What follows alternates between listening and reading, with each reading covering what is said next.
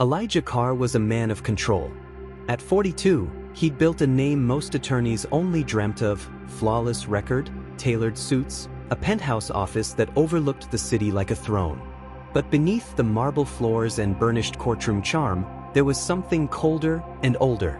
Secrets don't stay buried forever. Elijah's morning began like any other: black coffee, crimson tie, newsprint headlines with his name bolded in praise. Carr crushes day in courtroom comeback. He folded the paper neatly. Success had a rhythm. Reputation had armor. Until he found the envelope. No stamp. Just a name written in ink: Elijah Carr. Inside, a single photograph. A woman, pale, unconscious, draped in a courtroom coat.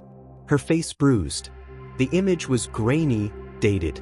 But Elijah felt his pulse spike. Because he knew her. Because he put her there. Her name was Sienna Brooks. She was once his intern. Tenacious, idealistic, too curious for her own good. And 15 years ago, she'd vanished. Elijah remembered the day she discovered the sealed file. A pro bono case he claimed was dismissed for lack of evidence. But Sienna wasn't like the others. She had read between the redacted lines. She knew the truth. Elijah had buried the evidence. The client, a real estate tycoon, was guilty. Elijah forged the motion that set him free. Sienna confronted him that night. In the underground garage. The rain, the shouting, her refusal to be silent. He hadn't meant to shove her that hard. But her head hit the concrete like glass dropped from grace. No one found her. Or so he thought. Now, 15 years later, her face returned like a ghost dipped in grainy monochrome. And attached to the back of the photo, "I know what you did. The trial isn't over." The fear hit him first. Then the calculation. Who sent it?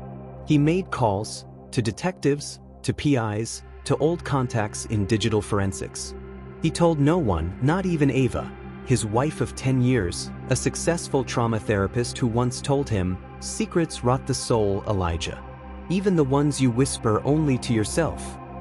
He used to love that about her. Now her wisdom felt like a threat. That night, Elijah couldn't sleep. He poured whiskey in the dark and stared at the city lights. Somewhere out there, someone new. Someone who hadn't just found the photo, someone who wanted justice. Or revenge. The next day, a client meeting at his firm spiraled into chaos. Halfway through reviewing affidavits, a courier entered, handing him a sleek black envelope with no return address. This time, there was no photo, just a flash drive. He hesitated, closed his office door, inserted it into the encrypted laptop. A video played. Security cam footage. Underground parking garage. A man dragging someone, toward a storage locker. It was fast, blurry, but undeniable. It was him. The timestamp, 15 years ago. And next to the video window, a live chat box. "Unknown. You look good on camera, counselor." "Unknown. Let's talk. Or everyone else will." Elijah's hands trembled. Not because of the footage. Not because of the threat. But because the locker was still there. He never moved her. He responded quickly. "What do you want?" "Unknown. Redemption. Unknown. Or exposure. You choose." "Unknown. Meet me. Tonight. 11 p.m. Locker 42, below your empire." He stared at the screen, a dozen decisions screaming in his brain. Call the police? That would invite noise. Lawyers don't survive noise. Not lawyers with blood on their cuffs. He told Ava he had a late mediation. Kissed her cheek like a stranger would. She didn't say a word, just watched him put on his coat with those therapist eyes that read emotion like fingerprints. The garage was darker than he remembered. The city above buzzed, but here, silence dripped from the concrete like sweat. He reached locker 42, heart clanging like a verdict bell. The door creaked. Inside, nothing. Just another envelope. This one held a note. "Turn around." Elijah froze. Click. Asterisk. A phone camera shuddered behind him. He spun around. A woman stepped forward from the shadows. Sienna. But not quite. It was her younger sister, Naomi Brooks, 28 now, hardened, confident, and burning. "You left her there," she said. "I found her. Years later. In the silence. Buried in your ambition." Elijah's throat closed. "I tried to be like her," Naomi continued. "Went to law school. Learned the game. But I realized, to beat a monster, you don't play fair. You hunt." She showed him the phone. "Every image, every file, every shadow you ever cast, I own it now." "You want money?" Elijah asked. Naomi laughed once, dry and bitter. She wanted justice. "I want you to feel what she felt. Alone. Powerless. Dying inside concrete." She handed him a USB drive.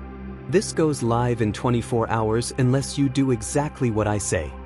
"What do you want?" he whispered. Her eyes narrowed. "Confess. Publicly. Step down. Name names. Undo every case you twisted." "And if I don't?" She stepped close. "Then everyone watches you burn in your own courtroom." Naomi vanished into the shadows. That night, Elijah sat in his penthouse, a glass of untouched scotch trembling in his hand. Ava entered, silent. She stared at him. He broke. "I think I killed someone," he said. "I know," Ava replied, voice flat. He looked up. "You? I knew you were hiding something. I just didn't know who." Her voice cracked. "I spent 10 years trying to love a man who was living 2 lives." She left without a suitcase.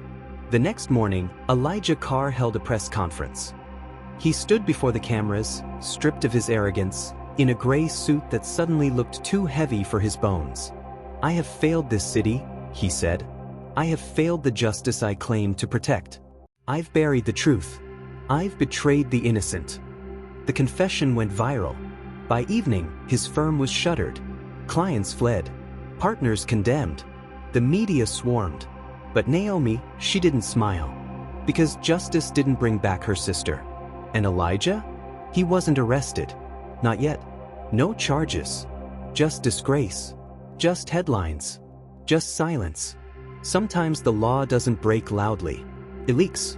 And every night, as the city hums beneath him, Elijah Carr walks the empty halls of his once mighty office. Haunted not by ghosts, but by the truth. Because the scariest verdict is the one you give yourself. 6 months later, Elijah Carr sat alone on a cracked courtroom bench, not as counsel, not as witness, but as a man no one wanted to claim. His suits were gone. His firm had collapsed. His wife had filed. His name was now whispered like a warning. But Naomi kept her promise. The files never leaked. She watched him from the gallery once, unannounced, unarmed. She didn't come to destroy him. Not anymore. She came to see if the man who once twisted justice could finally live it. And Elijah? He stood before a group of second-chance law students, young, eager, still unbroken, and told them the truth. "Power without humility," he said, "turns justice into a mirror. And when you stare long enough, you stop seeing victims, you only see yourself." He paused, looked down, and that was my greatest crime. They didn't clap. They listened. Naomi left that day with no words, only the quiet satisfaction that sometimes the loudest justice is a life forever changed. Not caged, but haunted. And Elijah Carr? He never returned to court. But every day he taught the law. And every night he answered to it.